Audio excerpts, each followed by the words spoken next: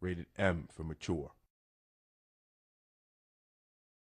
Hey there, Resident Evil fans. Brelston from Capcom Unity here, and today I'm going to run through some of the distinguishing features for Resident Evil Revelations.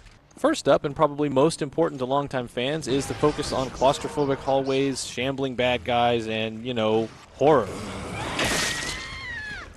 A large chunk of Revelations takes place on the Queen Zenobia, a derelict cruise ship that's jam-packed with creatures mutated by the T-Abyss virus. If you've ever been on a big boat, there ain't a lot of space in those hallways, so expect a lot of close calls with those blood-sucking baddies. These close calls can be avoided by the quick evade mechanic similar to the one found in Resident Evil 3. By tapping the stick forward or backward at the right time, Jill, Chris, or any of the other playable characters will lunge out of the way and avoid damage. This is a critical move to learn, as you won't always have enough ammo or health to tackle everything in your path. Speaking of ammo and health, Revelations introduces the Genesis gun, which lets you scavenge for loose ammo, scan enemies, and eventually earn a free green herb when you reach a 100% scanning total. But be careful, you slow down when the gun is drawn, so you have to ask yourself, should I stop and scan this monster and maybe get that green herb, or should I just run past and get out of here? This fight-or-flight attitude is prevalent throughout Revelations. But while the campaign slows things down a bit, raid mode is where you can mow down some bad guys without consequence.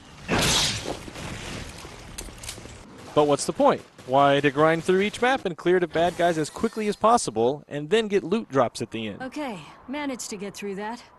These drops usually come in the form of new guns or custom parts that give your weapons all kinds of unique properties like stun damage, increased fire rate, or just plain old damage boosts.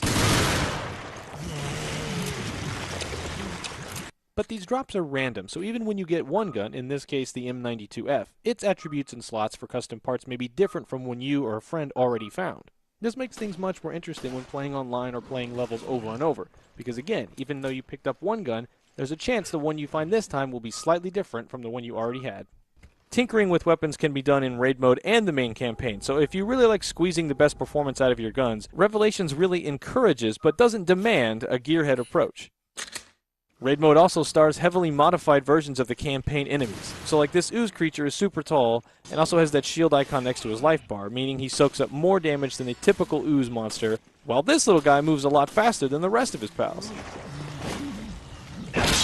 And if you ever get bored of the basic costumes found on the 3DS game, Revelations also lets you unlock 3 new costumes, including these brand new pirate outfits for Jill and Chris. Plus the new versions also include Rachel Foley and fan favorite Hunk as playable characters in raid mode, making it the definitive version of Revelations. Longtime Resident Evil fans and old school horror fans, be sure to check it out on Xbox 360, PS3, Wii U, and Steam.